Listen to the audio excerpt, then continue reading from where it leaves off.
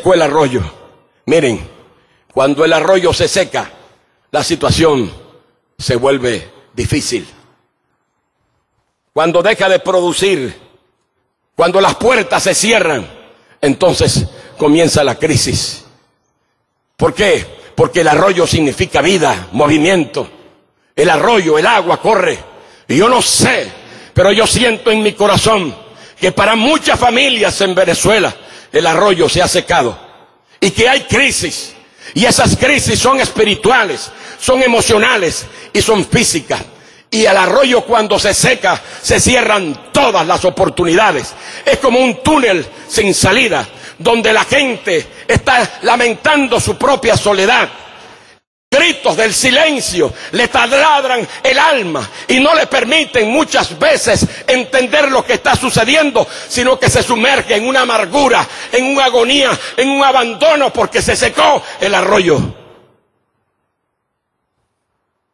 Cuando el arroyo se seca, comienza entonces la crisis verdadera, porque no hay vida. Me dejaron a mí fuente de agua viva y cavaron para ellos cisternas rotas que no retienen el agua. Cuando el arroyo se seca, vienen los conflictos. Los conflictos traen crisis. Las crisis son peligrosas. Hay que saberlas manejar, porque si no traen frustración, turbación, depresión, impotencia, muerte. ¿Cuánta gente se le ha secado el arroyo?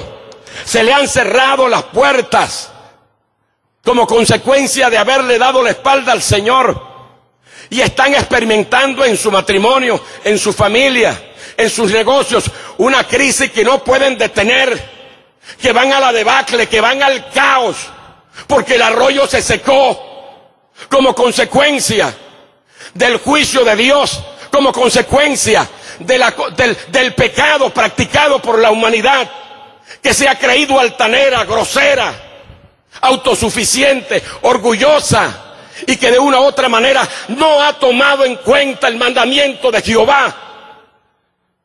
¿Cuántos bendicen el nombre de Jesucristo? Aleluya. Dele un fuerte aplauso a Jesucristo.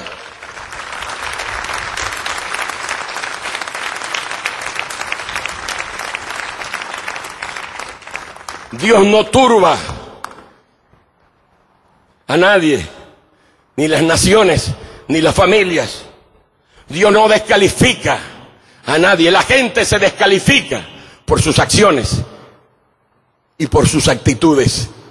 Dios está a la espera de que se repare el altar, que los hombres de Dios, que la iglesia pelee la batalla, que vaya a la línea de batalla y defienda, no importa que seamos pocos, defendamos los intereses del reino. ¿Cuántos bendicen el nombre del Señor? No soy yo que he turbado a Israel, sino eres tú y la casa de tu padre, que han abandonado a Jehová siguiendo a los Baales, con esa mezcolanza, con ese sincretismo, con ese paganismo que está haciendo tanto daño. Y entonces, hermanos, quiero que Dios entonces nos lleva a cada uno de nosotros como iglesia a reflexionar, a tomar acciones. Y dentro de esas acciones tiene que presentarse el reto de Dios a la nación. Entonces Elías lanzó un reto. La iglesia cristiana evangélica tiene que lanzar un reto, un desafío a la humanidad. El reto de Dios es el desafío y debe ser el desafío de la iglesia cristiana. Y está en Primera de Reyes 18, 19 al 30, que ya leímos algo de ello.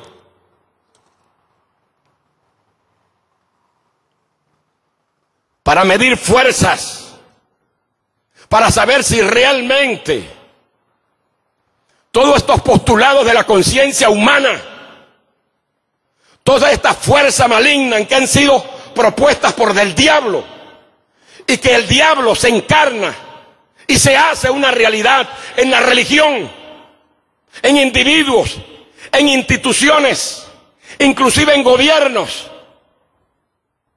Porque el diablo anda vivo y activo en este gran planeta Tierra, y anda como león rugiente buscando a quien devorar. Y la Biblia dice que no debemos ignorar sus maquinaciones, porque Él vino para matar, Él vino para destruir, Él vino para robar. Pero también nos dice la Biblia que Cristo vino para darnos vida, y vida en abundancia, abundantemente. Bendito sea el nombre de Jesús. Alaben la gloria de Dios, donde quiera que se encuentre, escuchando esta palabra. Bendigan el nombre de nuestro Señor y Salvador Jesucristo. Aleluya. Aleluya. Un reto para medir las fuerzas. Un reto para demostrar que Jehová es el Dios. Aleluya. Que tiene más fuerza que las fuerzas malignas. Que puede hacer retroceder a las tinieblas. Que puede salvar tu matrimonio que está perdido. Que puede darle esperanza a una nación que tiene temores y que está amedrentada por las circunstancias de la globalización que llegan a nosotros.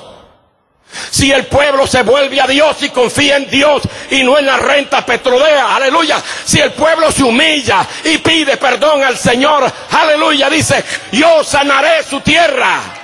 Alaben la gloria del Señor.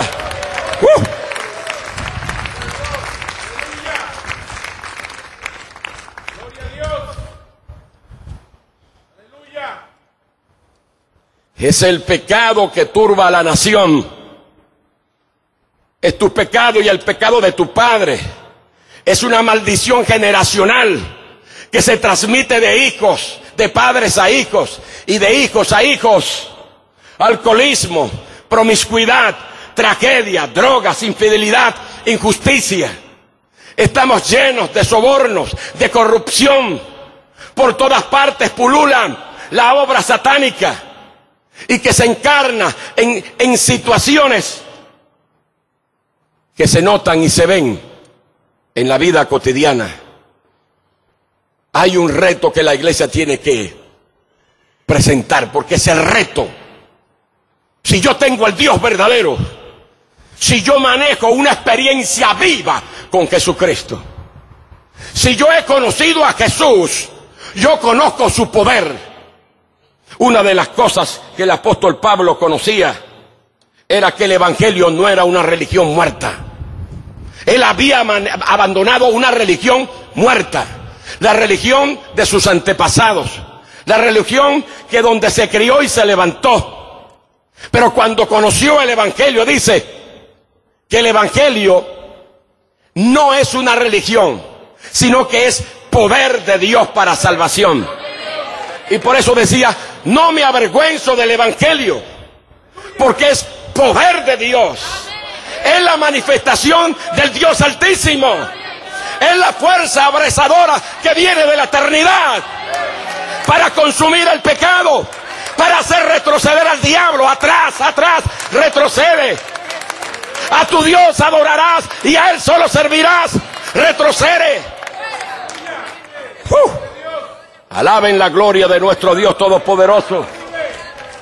El reto de Dios a la nación es el desafío de la iglesia cristiana. Tiene que presentarlo. Bendito sea el nombre del Señor. Hay que reparar el altar que ha estado arruinado. El verso 30, miren cómo dicen. El verso 30. Sea Cristo glorificado.